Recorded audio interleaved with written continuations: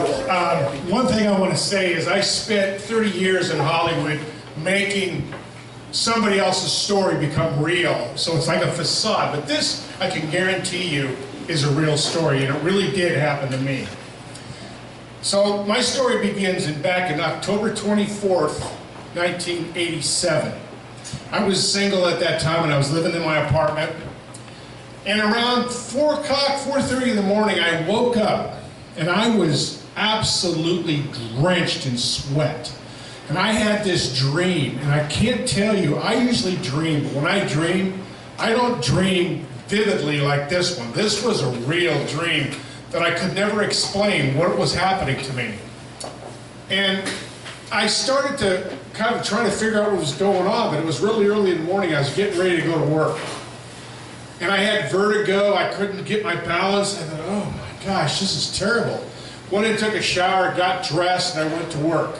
Now, working in the business, you go inside the office, and there's everybody sitting there, and that's kind of, you know, we're fixing stories. We're going to make television shows.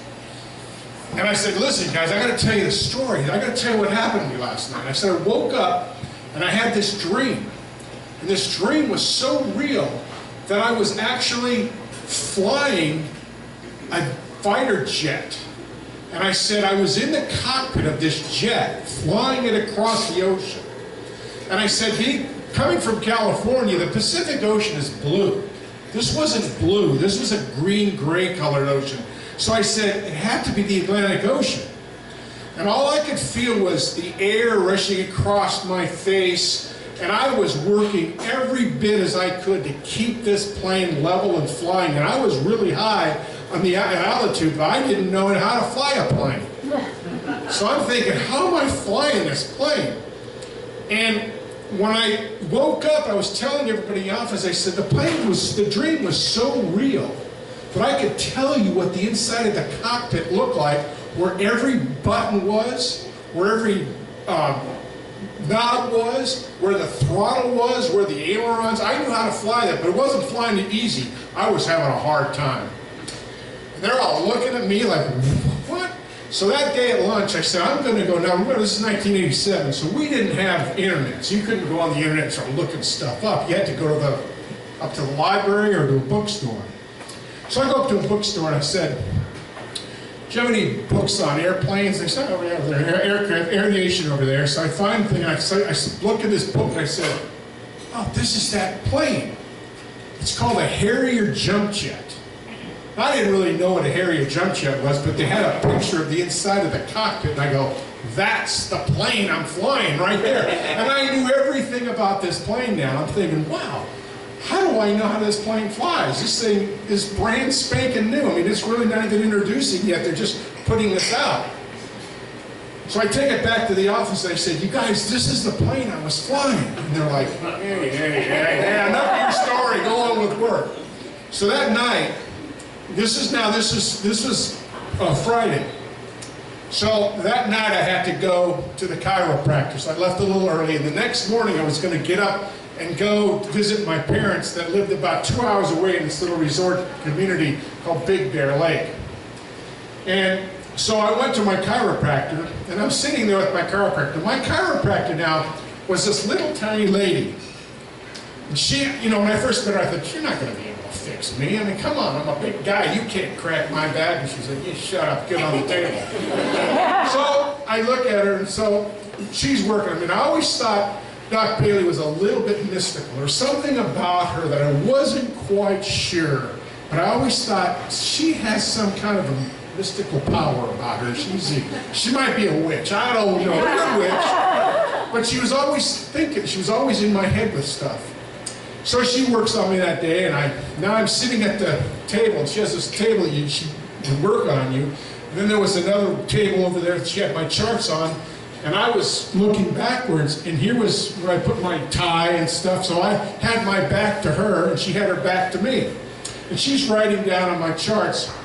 And out of the blue, without even turning around, she's asked me if do I dream a lot? And I said, yeah, I dream sometimes. Because do you remember your dreams?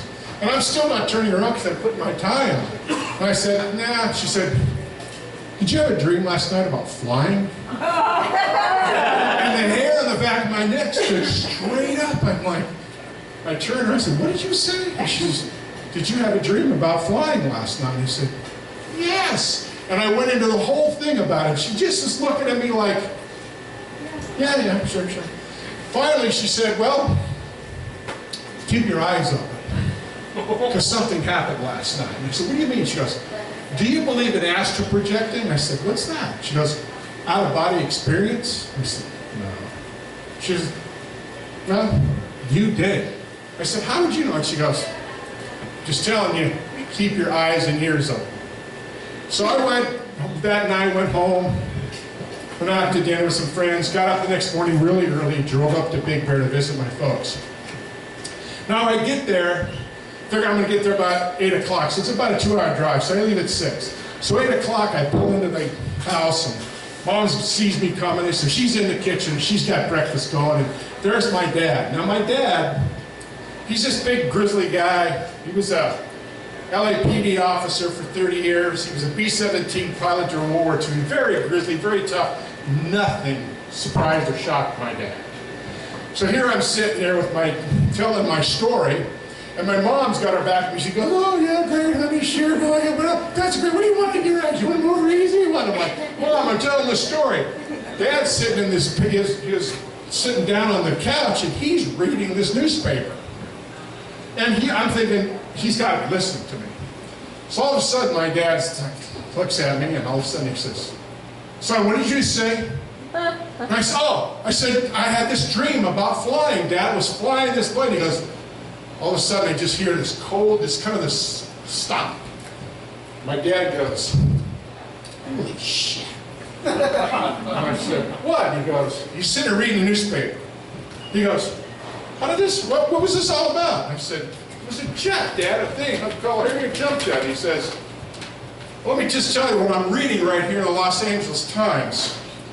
A pilotless supersonic jet fighter flew 700 miles before crashing into the Atlantic Ocean after civilian test pilot ejected unexplained. Reasons, the Royal Air Force said on Friday. Searchers found body of pilot believed to be Scott Taylor, who disappeared Thursday night in a test model of the new Harrier G5R jump jet to be on its final test before delivery to the Air Force. This story is about the Harrier jump jet that flew for 700 miles without a pilot. At 30,000 feet, they tracked it for 700 miles. Nobody was flying this plane. A C-5 cargo master flew up alongside for 500 of those 700 miles and watched it till it finally crashed into the Atlantic Ocean. This thing flew for hours without a pilot. They said the canopy was gone, but the plane was flying itself and it finally crashed. Well, I came back that night and I was shaking. My dad took this out of me and he hands me this newspaper. I'm like, oh my God, Dad, this is great. So the next morning I get up, I spend the night there, so Monday morning I get up. And I go down to see Doc Bailey in the morning, and I'm excited. I gotta tell her, Doc Bailey, you gotta.